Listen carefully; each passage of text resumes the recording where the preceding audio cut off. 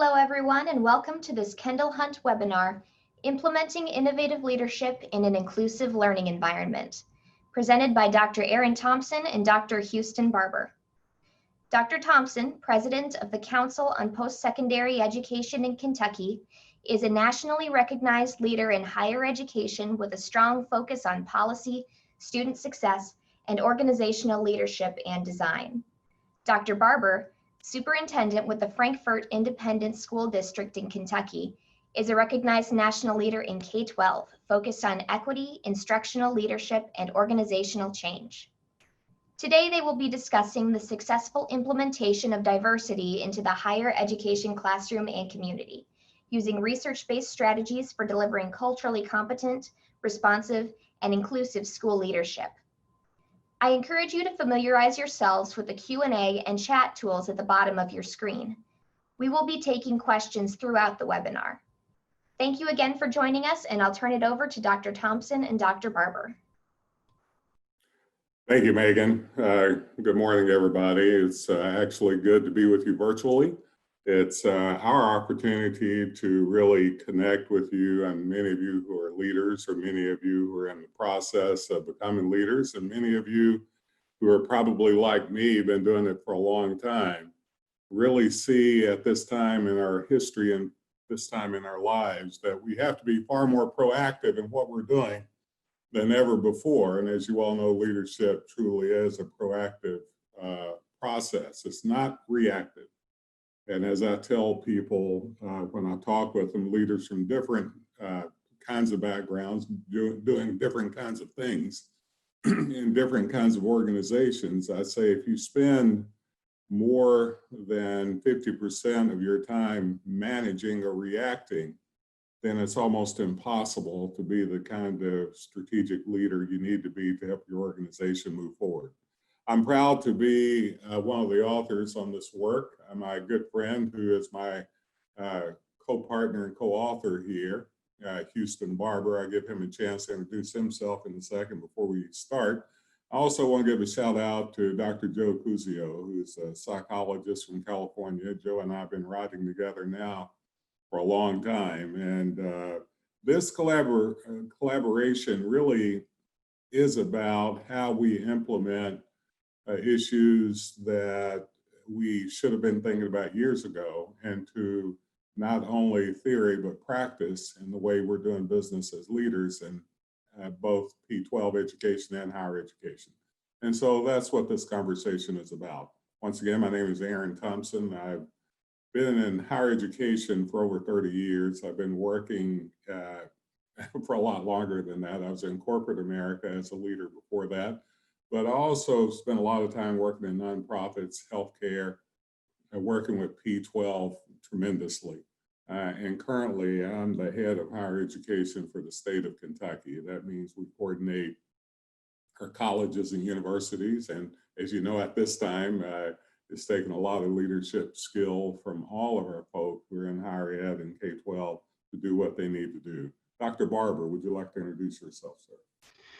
Thank you, Dr. Thompson. I appreciate the opportunity to be here today. Just so excited, and got to tell you that this collaborative project that we've worked on, Dr. Thompson, myself, and Dr. Cuzio, has been just a phenomenal display of some of the great work that many of you maybe have experienced or been a part of.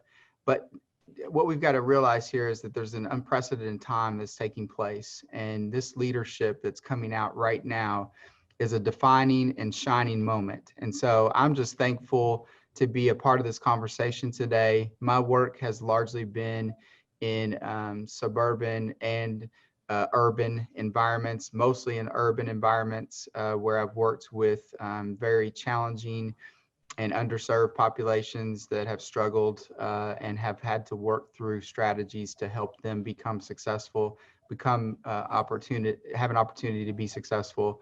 But what we're going to be able to focus on today is how we can largely grow this leadership and to create this inclusive environment. And we're going to get to some specifics of things that work, strategies and models that have been implemented and successful. And I'm just so thankful that, to be able to work with and be a part of this conversation with Dr. Thompson, who is a renowned leader across the board. And so I've grown in my leadership and in my time working with him. But we're here together to present this opportunity for you and to provide largely some thinking and become thought partners in this work. And so, Dr. Thompson, thank you. Thank you, Dr. Barber. As we start this conversation, I want you to realize that this is really a conversation. I know it's kind of going one way with you on the chat and us talking to you. We, in another environment, it would be very interactive. When we put this work together, we want to make sure that we reached out to several constituencies, which means that we had to cover it in a way that it could get to them.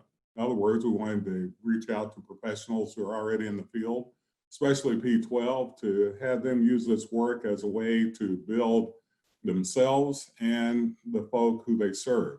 And then we wanted to also allow higher education, put it in teacher prep or leadership prep, or those that are aspiring leaders. So in this conversation, we're going to really talk to new leaders a lot in helping them to understand that leadership is a process of learning. It's a process of getting your hands dirty, if you will. But it's also a process of good, critical, and creative thinking. So a practice of effective leadership, and Dr. Barber will go in great detail here later with some of his work to show you how to put this in place. It's about you being able to inspire a shared vision. Please understand you can't motivate anyone. You can only inspire them to have that fire get going and moving at a high level. That's called motivation. But we inspire people. We mentor people. We model the way of what it means to be a good, effective, moral leader.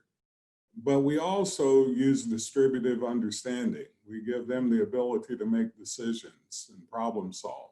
We enable them to be able to do it without accuse, I guess. I mean, in the end, you evaluate and assess, as you're going to hear us say over and over again, to help them to build a continuous model. But it's impossible to do so if they believe you're going to correct them every time they do something. We encourage the heart, because leadership is about having the heart, not only of the work, but of the people, more of the people, because leadership is about the people. And we challenge the process. If you're taking over a new district or a dean of a college, if you're doing something the same way the last person did it, no matter how good he or she was, then you're doing it wrong. You need to be able to evaluate, get a new baseline, and move forward. You need to do the exact same with your schools. I mean, if we still have gaps that are ensuing, then we're going to have to figure out why. So challenge the process doesn't mean that you're going in just to change. You're going in to really evaluate, do a SWOT analysis, and figure out where you need to go next. So the personal and professional why, we're going to challenge you to look at you in this webinar today. And I will tell you, I'm a kid that's a first generation high school kid. I was born on a sharecropper's farm. My mother had an 8th grade education. My father was illiterate, and he worked in the coal mines. And the idea of being able to get to this point to where I'm the head of higher education, it was we had about another 10 years, I can tell you about that trip. But without a doubt, you have to understand who you are. You have to understand what motivates you to get to the next level. And you're going to be experiencing as a leader a lot of positives. People are going to be guiding you, giving you direction, and they're going to be holding your hands. But sometimes you'll get so many negatives, and that's as powerful of a leadership trait as anything else, turning negatives into a positive. So some of the items I want to talk about here is how you develop your core values to know what really are the things that really get you to the next day, that makes you feel good about the day you had before. So understanding how to do that is a process. I won't read these items to you, but you have to know not just the professional reasons why you want to be a leader, but you really have to know the personal reasons, and you have to marry the two. Because as you all know, once you become a leader, it doesn't mean at 5 o'clock you turn it off. It means when you go to the grocery store, you're still thinking that way. And Dr. Thompson, I'll add that, personal and professional wise, so critical to the growth and development of your, not only who you are, but the team. And one of the strategies that we were able to implement within our leadership team is we were able to work with our team and come up with a strategy to write a letter to themselves. They actually literally wrote a letter to themselves and said, here's what I'm committed to and how I'm going to strive towards my personal and professional why. And as they did that, we actually asked them to keep that letter closed, but review that letter each week. And here's the unusual part about that is that we asked them to have an accountability partner on our team to best look at how they can work together to grow those individual personal and professional goals that they are seeking, and as well as focus on that why and getting to the heart of the core values, as Dr. Thompson talked about. And so we would have each team member visit each week about how this looked and what happened within those structures of, hey, I can grow in this area. I got to think through this possible blind spot. And it just helped our leadership teams come together in the sense of, hey, I can belong because this is who I am. But it also gave them a sense of belonging in this way. They were able to contribute based on their strengths, based on their core values. Thank you, Dr. Barber. And this is exactly, it's actually marrying theory and practice, which is a great form of leadership. The idea that you can get, even when we teach, you get classroom learning, but you really learn the most when you're applying the process. So, understanding this at a time, I mean, our schools they've always been diverse, and people haven't realized that. Because we've defined diversity so many times in forms of black and white. But, they've always been diverse. But right now, we are, in fact, dealing with issues that are smacking us in our face every day. And we've got to do a better job. If you look at the gaps that are out there, both in P12 and higher ed, it tells you that we're leaving some people behind. Now, I don't believe we're trying to do that. I just believe we are doing that. This is why we need to challenge the process. So discover the context by which you operate and then have an understanding of how you need to change that to really include everybody in that process, not only the students, but also those folk that you serve.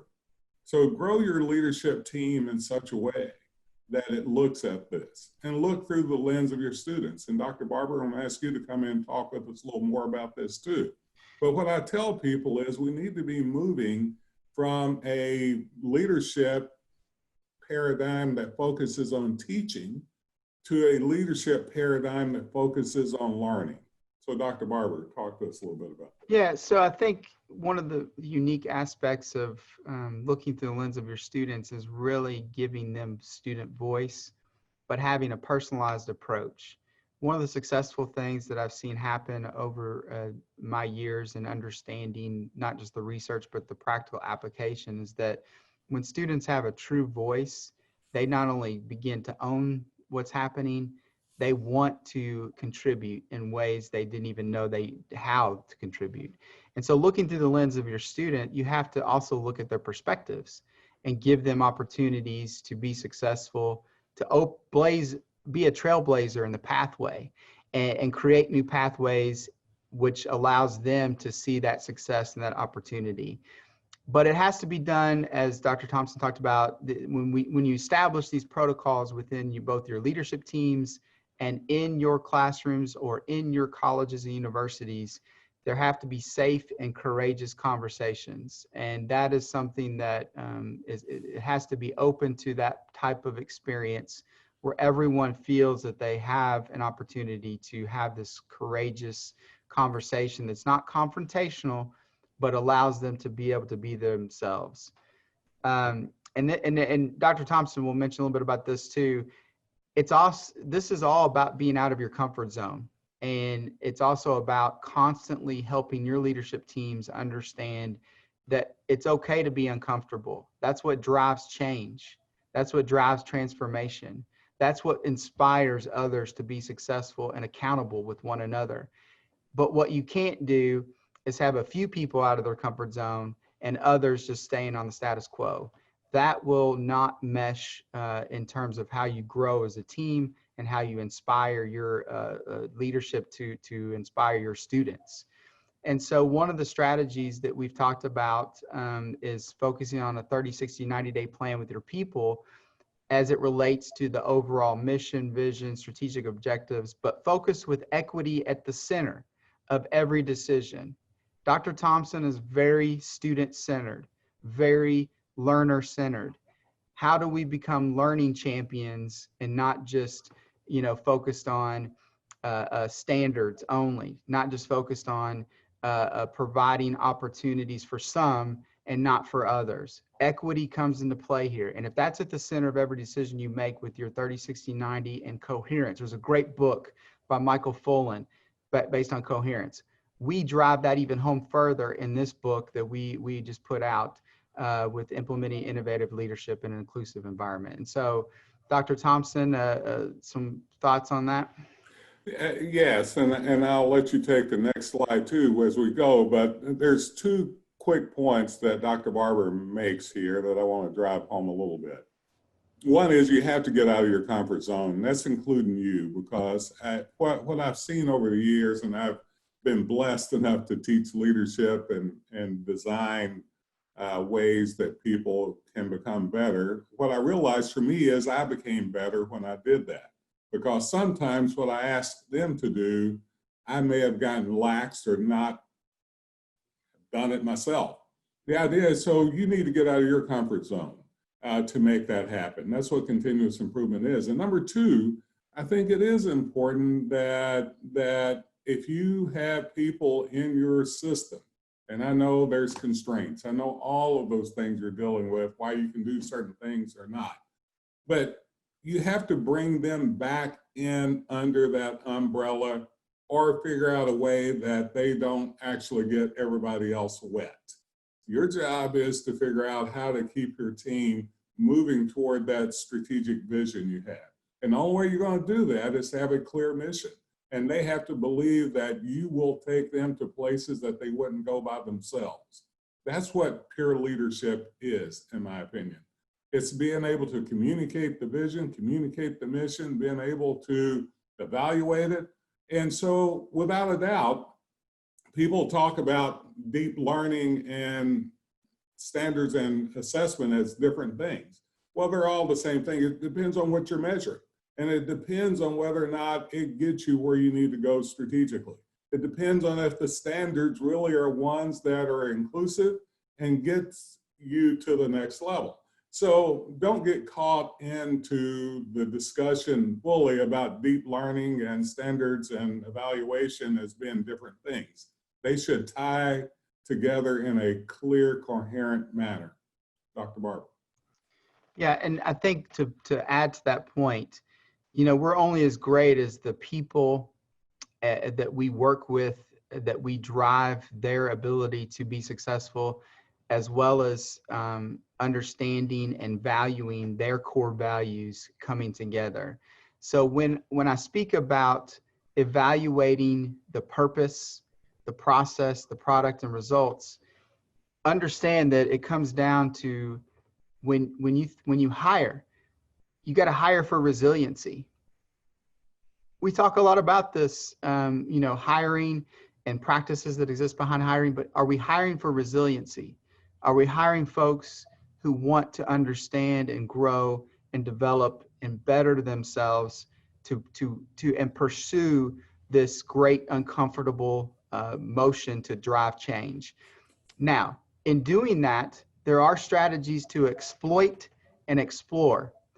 And so there's something called the congruence model. Basically what that is where you walk through and you create these processes, you have the people driving it home, but you're able to evaluate gaps so that you can develop your areas of improvement, and particularly the gaps of opportunity, the gaps of excellence, the gaps of achievement. Why are these happening, and how can you actually drive home a solution, develop a solution, create a solution, work together in order to evaluate this your purpose, this process, and ultimately create metrics that promote inclusive learning environments. Because the reality is, if you don't include that from the very get-go, it will not be a centered priority for your team, for your goals, for your strategic objectives, and for your people. And let me tell you, one of the things that Dr. Thompson and I have had great conversations about is that you've got to include each and every voice possible in this decision-making process. And that includes student voice, that includes it doesn't matter what role an individual may play, but having them to have and access their stakeholders, parents, but it's the deans, it could be your professors, it could be your assistants, having them to have access to that decision making. In K-12 districts, that includes families, community members, it includes your teams of people at the local level.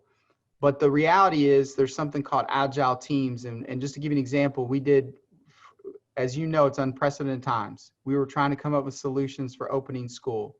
One of the things we did is we got voices from all over the community, and we created this 30-person task force. But one of the things is we created 4 functional teams and agile teams. We used that process to crowdsource, to come up with expert solutions. It was remarkable because we used every type of voice, and we focused on inclusivity and making sure that we had equity at the front and center. Of course, this is ever evolving. We know changes are happening, but it comes down to how do you evaluate that purpose, process, product, and results. And now we're going to turn it back over to Dr. Thompson to talk about true models for school leadership as we work our way to diversity inclusion at its core. Thanks, Dr. Barber. Let me just talk a little bit about this. I won't spend a lot of time on it because a lot of time needs to be spent on it. So I would do it in justice trying to get into it with the short amount of time that we had. But what I do when I work with leaders, I'll have them identify core values that they know, those things they can't eat, touch, see, but they know it's deep inside of them that drives them every day to be an inspiration to somebody and to be a leader. So I would ask you, if you haven't done this, really identify your core values and be able to understand whether or not you're able to operationalize those in your leadership paradigm and what you're doing. Don't worry about what someone else is doing, or don't even worry about what your job tells you in its description. But you need to focus on you here. Remember that leadership is a learning process, and you can't learn it unless you understand what your baseline is. And that's an important piece of it. The learning process and the dynamics by which you live it out, as Dr. Barber showed you in some of the suggestions he has for you, becomes what I consider that path toward a complete leader. You'll never get to the point of utopia, I promise you, but it will make you more complete. And those are the models that I would ask you to really think about for yourself as we go into the rest of this PowerPoint. So I want to talk to new leaders for a second. And I always put this in all my PowerPoints because sometimes we talk as if all of us have been in the process of leadership for a long time. Well, we haven't been.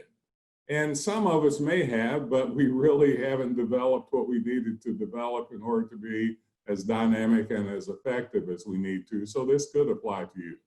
Now, I look at it for me all the time, by the way, even though I've been doing this for a lot of years. I don't think age by itself guarantees greatness. So understand the history of whatever you're working with, whether it's a school, whether it's a district, whether it's a department. Understand the history, because that history will tell you where you're at now. Understand the culture. Understand the people that develop the culture. Understand whether or not that culture is really going to get you where you need to go. Understand your data. And understand the analytics that come out of that data. What are those data telling you? And that's an important piece of understanding the history. You have to make small incremental change. You just can't go in and try to do wholesale because you're talking about changing culture and climate. And you can't do it instantaneously, but you can do it through a process of continuous improvement. But small incremental changes that continues until you get along that vision line that you want. You've got to evaluate policies and procedures. One of the things I've had the blessing, I guess, of, I can call it a blessing, is to be able to look at thousands of units and looking at their policies and procedures. And I have to tell you, I see stuff that went back 20, 25 years, 30 years. Let me promise you this, and this is not just about what regulation or what statutory responsibilities you have in the state. Most of what we have, we translated those to our policies and procedures and how we do the business. I will promise you, if you've got something 5 years old, it's out of date, or at least you need to look at it. Determine what your constituency expects, all of them, all the people, the political powers, the folk above you, people below you, whatever. What do they expect? What do the students expect, though, more than anything else? That is the most important thing. So when we think about that from a student perspective, then you have to be the torchbearer and create an operational system that moves toward diversity and inclusion. Next slide, Houston, if you don't mind.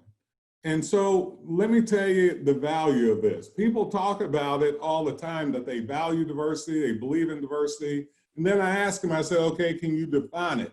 And can you operationalize it into a leadership process? Can you do that? That's when people break down. So you can't really value it unless you understand it, unless you know it, and unless you're able to apply it. Well, it just so happens we talk about how to do that. So the first thing is, I want to tell you about what the research shows. I'm a researcher. Some of you know that. Some of you know my work. I don't talk about stuff unless I can back it up. And this is what we know through tons of research, that the benefits of diversity education goes to a student's self-awareness, and that's what you're trying to teach a student, how to evaluate something they don't have to be successful. And then number two, how to go about getting it. And it's not for you just to give it to them, but that's important. It also deepens and accelerates student learning. We know this. You learn from more people different than you do from people like you. It fosters an ability to think critically. And I'll go through the other stuff quickly, but I'll just say I have to give you this. We talk all the time about we're out of the box leaders, we think out of the box, and we get it all wrong when we say that. What we know is that most of what we do is inside the box. Most of our leadership is inside of a district, inside of a school, inside of something. A basic thinker, which gets you nowhere, it keeps you going around in a circle and takes you back. A basic thinker walks into that box, however he or she gets there, and they keep doing the same old stuff they've always done, period. That's a basic thinker. A critical thinker gets into that box and evaluates every corner of that box, determines what's going on inside that box at all levels, determines the service of the folk they're supposed to be taking care of, in this case, students we're talking about. So a critical thinker evaluates the entirety of that box, but they're still inside that box. What you have then in that case, in a critical thinking case, is you have new information. And when you apply that information outside the box in another setting, which that's what leadership is, if you are a true leader, you can take that leadership stuff almost anywhere. It's not just about the knowledge you got from the box, it's about the knowledge you got by evaluating stuff inside that box. And when you apply it outside, that's creative output, that's creative thinking. And that's the highest form of action for a leader. It enhances career preparation. We know employers are asking for this over and over again. It really does cut down on societal prejudice and discrimination, and we have to do that. We have to operationalize that in our learning outcomes for our students. We do not want to get them as basic thinkers in the 9th grade or a freshman in college, and when they leave, they still are basic thinkers. We've lost the value of education in that regard and of learning. And so we also, I have to put this because the research shows it over and over again, it preserves democracy. It allows you to critically think about what is going on in society from our elected leaders, whether or not it takes us where we need to go. Next one, please, sir. So I wanted to tell you, I wrote my personal statement. I won't read it to you, but we'll get you this PowerPoint. In 1990, when I was going into another higher ed leadership process, I call it, I really wanted to think about what I believed as a leader, and I wanted to put it down then, and I wanted to use it as an aspiration as much as a in-time product. And I posted this on my wall, and it's been on my office wall for 30 years now, I guess.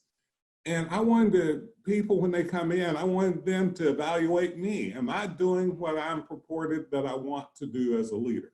So you need to really do this. If you're a leader, let people challenge your leadership, but let them challenge it with facts. Let's see if you're leading. And these, if you read it closely, you see a lot of my core values coming out. And by the way, I've tried to live up to this. Sometimes I fail, but most of the time I think I've done pretty well. So this is an evaluation model I want you to use in 2 ways. There's a million ways to use it. And we don't have time. I do an 8-hour workshop just on this model.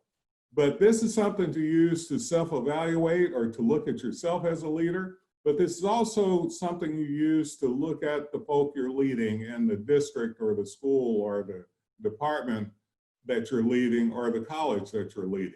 So I'm going to go through this fairly fast, but you can imagine how you can apply this to other settings. The first thing you have to do in this continuous improvement model is to really understand what you think, especially about those people you serve, those students you serve, those employees you serve. What do you think about them? Are you really aware of what you believe? I mean, we see this over and over again. I think there was a Major League Baseball announcer, got a hot mic yesterday that said something that really said he was presenting something in one place and really thought about something in another place, right? So this is about what do you really believe? And do you have any bias? Do you have any perspective that would keep that group from growing? So awareness is about you self-evaluating. And what you're going to come up with, you don't know enough about the people that you're serving. You haven't done a good enough job to figure out all the students you're serving, what they're bringing to the table, and the knowledge they're bringing or the lack of knowledge they're bringing. So awareness is about you growing your knowledge. That's what it's about. Awareness is about you building your IQ. And that's the first thing you have to do as a leader is to build your IQ with good leadership process and good leadership thoughts and good leadership knowledge. That leads to acknowledgement. Acknowledgement is saying whatever you believe about the people you serve, it will have an effect on them, either negative or positive. My mama told me a long time ago, even when she didn't know I was listening to her, she says to that teacher, you don't have to worry about that boy getting behind. You just have to stay out of his way because he's going somewhere.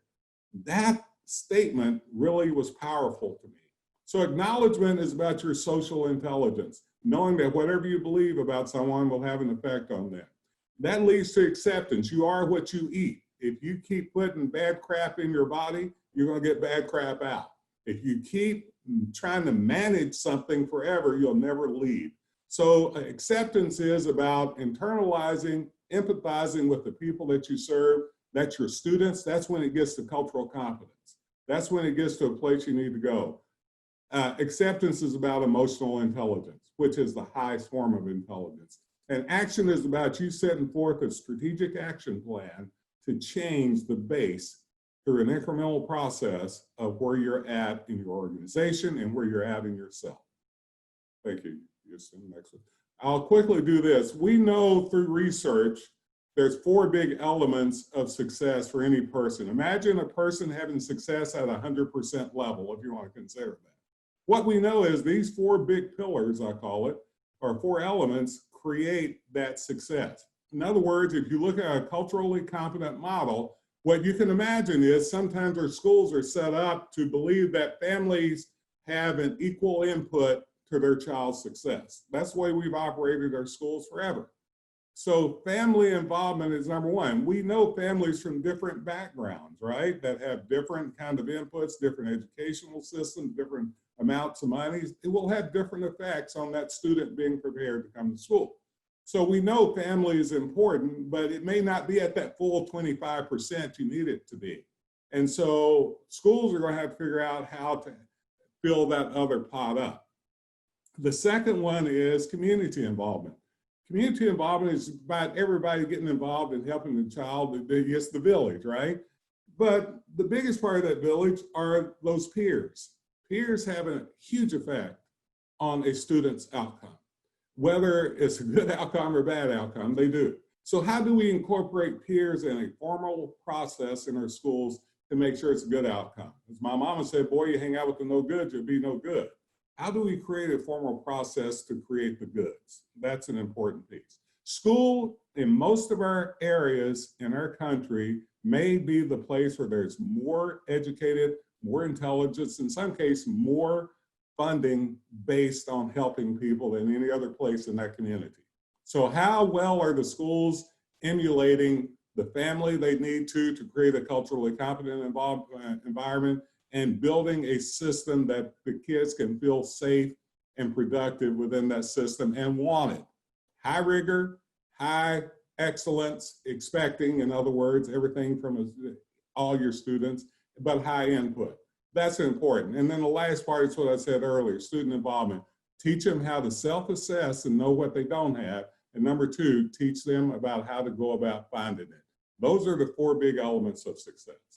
So on the culturally competent ladder, Houston, get to that, the next one, where you want your people to be to self-evaluate where you want to be, but where you want your students to be is somewhere on that culturally sensitivity, cultural awareness level. If you're in K-12, in K-12, you want to give that to higher ed, and they need to take it to acknowledgement and acceptance and action by far. Action normally comes through a way that they can apply it to a work-based learning environment. But once again, don't have a lot of time for this, but this is a design this is a higher order thinking learning design. I mean, around cultural competence. Cultural competence is like a utopian thing, but you're trying to get there over and over again through continuous improvement. If students are still at that lower level thinking, that basic thinking of bias and stereotyping when they leave you, we haven't done deep learning in our schools. And that's a key element to this conversation about whether or not we're doing basic learning or deep learning. And that's what this chart, this ladder talks to you about. And there's a whole operational design around this of how you implement curriculum, pedagogical, dispositional techniques, as well as how we are evaluating through assessment. Next slide, please. So this is where we are going to give you some practical outputs from this. And Houston, I'm going to let you take it from here if I could. Thank you, Dr. Thompson. And just going back on some of the incredible research that Dr. Thompson has been a part of and practical application, I can assure you those models, the A to the fourth and the cultural competence ladder, is something that is breaking that down to multiple levels is really powerful. And it gives you that macro view, but then when you start to operationalize it, you work your way to the micro opportunities of working together to actually build up and work towards the top of that ladder. And one of the things that we bring out in this is something that I want to share with you over many years of research, practicality, and usage. Is something called a 3-to-1 approach for inclusive leadership. And what that does is we wrap around these type of opportunities and supports for our families, for our students, and for those, even our teachers and our staff. And that is our social emotional supports, academic behavioral supports, and then something called access to opportunity, plus mentoring supports. We really want to blow open the doors to barriers. There's a couple examples that I can give you. In recent years, we have been able to provide internet access to our families, whether it be through a hotspot or even working through the city of Frankfurt through a local, our local cable company. But this is important because we want to give kids access, and it took a lot of work to get there. That's one example. We've also blown open the doors where we've allowed for all of our students to have early college. Each and every child. We have 14 college courses on campus, but as you can imagine, we now had a kid graduate with an associate's degree and a diploma at the same time. We just started this partnership over 2 years ago. It was ignited when Dr. Thompson actually was the interim president at Kentucky State University, and we've been able to really take it to another level. But what I want to say about this is that a few years ago, I recognized that kids need counseling supports. They need mentoring supports. But we don't operate like that in our school systems. We don't provide those success mentors, those student success advisors are limited even at the collegiate level. And so one of the things I've got to think about here is how do we actually bring that into those opportunities for kids and for families? So we were able to secure partnerships with universities and with creating internship opportunities so that students had access to full-time counseling while students in universities were able to grow their practice, and we had full-time licensed therapists as well. So that just gives you an example of some of the social emotional supports that are needed. Kids face trauma. Kids face daily. They face difficult and challenging opportunities, and we have to continue to provide those supports so that they feel like they can grow, develop, and be a part of something. And with that, we create access to opportunity and close those gaps and open the doors. 1986, I got to share a story with you. I was able to meet one of my longtime, unbelievable now, call them a great mentor, but Wilma Rudolph. For many of you that don't know who Wilma Rudolph was, she had polio at a young age. And she described, in '86, she told me this story where she was not seen by doctors because she was Black. That blew me away. That was a story. I was 11, 12 years old, to give you an idea how young I am. I couldn't believe at the time that happened. So it really opened my eyes to, hey, how are we supporting those that don't get access? How are we supporting families that need these supports? Now, Wilma was able to overcome. She became an Olympic champion and inspired me to even run. I ended up running collegiately at Marquette University and so forth. But I just want to share with you that this is not to be underestimated, and it fits right in with growing through that cultural inclusivity and building on the models of success that Dr. Thompson has seen work over the many years. With that said, how do you engage that community in the 3-to-1 approach? We've got to involve entire communities in creating these resources for students and families. We've got to provide outlets of these supports, both internally and externally. This takes some time because if you want to provide these resources, you've got to create these partnerships that work. You got to have success stories. I think one of the biggest things that happens is that we don't hear about success stories from voices that often are not heard, and they provide input about how to create this safe environment. And it's got to be coherent in your approach. So we align our systems together. We got to move from silos to gears, as we've talked about, and we create this community and school program that students and families can receive this maximum benefit. But I got to tell you, you can't do it alone. And you've got to have partnerships with universities. You got to have partnerships with local school districts. You got to have partnerships with local businesses. You got to have partnerships with your families. You've got to create space where kids are having an opportunity to grow at any time, not just during the school hours, the school day, at the school building.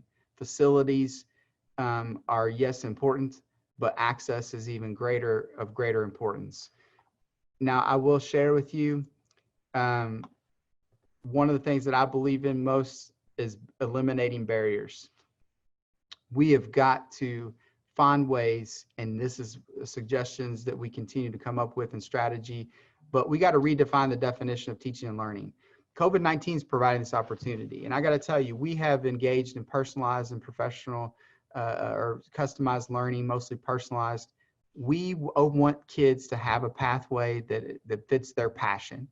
We got to find their passion, blaze open a door, knock open a door, trailblaze a pathway for them that they can own.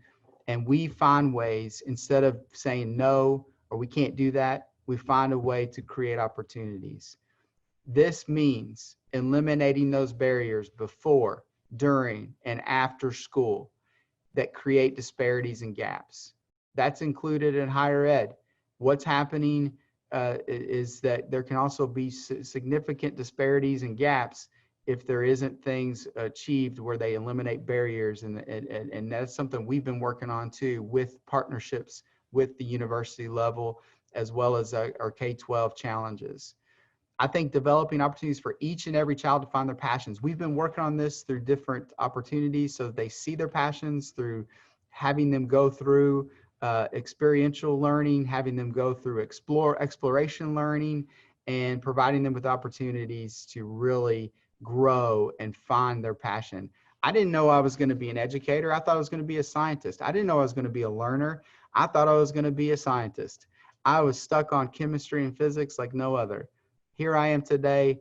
I am so passionate about leading others, working with others, and igniting others' passions so they can achieve at the fullest, become the best version of themselves. But we got to create that growth mindset culture. And through that, I think, is providing a mentor each and every child, but for each and every opportunity that you have for that to meet their needs. We have to find foundational experiences that create those mentoring experiences for our kids and for our families. And with that, I think one of the biggest things that we believe in and talk about in this collection of just years of research and practicality, ultimately kids often feel like, and young adults, that they have to do something to belong. But the reality is, what I've discovered, we should let them belong before they have to do anything. They should belong. Kids need to feel like they're part of something. Families need to feel a part of something. And that's why sometimes there's this disenfranchisement about coming to school and spending time because they don't feel like they belong. And so leadership teams need to provide these opportunities for each and every student, both families, internal team members, external supports, to feel like they're on the team and they belong. You got to develop these daily experiences for students to share their culture, their learning styles.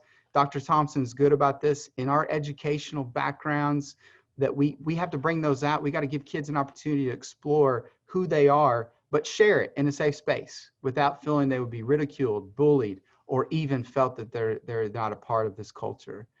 They are. That's what makes it a great opportunity. They have to belong and feel like they belong. But we got to open the doors for each and every child to find their passions and share those passions frequently. And one of the things I will tell you, it's about igniting a culture of belonging first instead of doing something to belong. And so we left the door open for some questions the last 10 minutes because we wanted to make sure we answered any and all questions. We could cover each of these topics. I know Dr. Thompson can speak on this at probably 8-hour sessions on each one. So we know it might feel a little rushed, but we're passionate about this and we're committed to it, and we're here to help serve you.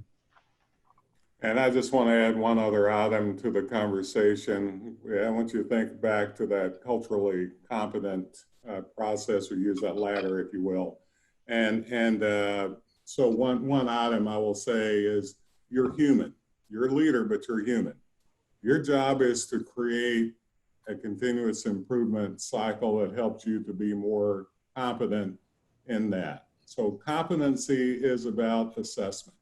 Diversity is about an aspect of a population, but competency is about how well you're using your leadership process to include people into that. So I want you to think of it this way as a leader. Think of yourself as a dance master. I used to dance, by the way, but that's another story. But the idea that if you're having a dance at school, you're inviting everybody of different backgrounds to that dance. Your job as a leader is to include everybody in that dancing, period. Not let anybody be left out. And then equity is about, this is where learning comes in. Everybody's coming with different sorts of backgrounds, different values, different a variety of things. Your job is to give them as much input as you can to help them be on similar footing. Just means you're going to have to work with some more than others. And if you only work with those that already know how to dance, then in fact, we're not leading very well. So I wanted to lead you with that, but don't feel like you have to be perfect. I mean, because let me tell you, I fall down to that basic thinking more often than I want to. But the difference is I know when I fall down now, and I don't stay there very long. So give your chance to, an opportunity to grow here. And Megan will take any questions. Right.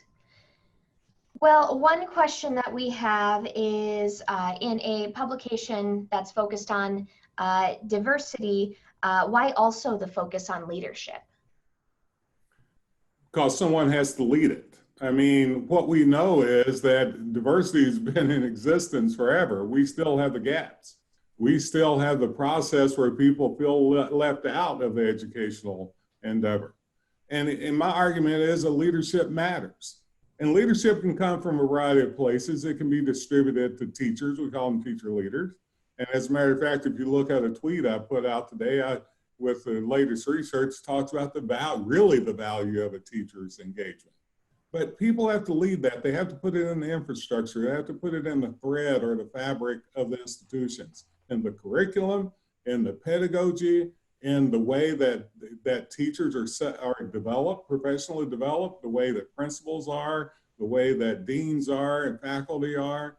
All of that is about leadership, every single bit of it. So you can't separate the two. That's like trying to separate higher order thinking from inclusivity. I mean, lower order thinking don't believe you need it.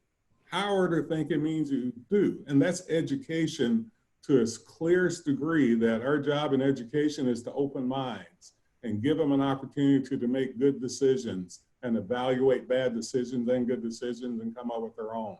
So you can't separate the two, it's impossible. And Dr. Thompson, let me add too that oftentimes it's seen as a separate entity, and we have departments dedicated to it, and we have individuals dedicated to it. When I've seen the most successful situations work, you can have that, but having everybody come together and lead that work, especially in school systems. And one of the things that I've discovered is that we can't pass this on to somebody else. It has to be the superintendent that helps lead the march with their team, with people involved. Because if you just turn it aside, it's not really leading. And I'm not saying you can't servant leadership this, but you got to be together with it. You got to lead it with power, be a part of it. Excellent, thank you. We've got a question from Tracy. How can a faculty member convince leadership about the value of these issues? I've seen an administrator walk out of diversity presentation in an offended huff. How can we deal with authority with that kind of mindset? Oh, great question. I've seen it too, by the way, Tracy. And what I point out is very clearly, data has always been my friend. Just simply because what I do is I point out the data of that institution, of that where it's at. If an administrator walks out in a huff, I mean, it could mean one or two things. It could mean that the presentation wasn't any good or not of value. But if it is of him or her within them, then I think your job as a faculty member to point out of how many students are being left behind. Because if an administrator is doing that, he or she really aren't looking at the data. And they made this all about them. So a faculty member needs to truly be able to argue, as you do very well on so many other things you argue. You guys are powerful. You're where the rubber meets the road. Argue for diversity and inclusivity as powerful as you argue for the other things you do. And let me tell you, an administrator will listen.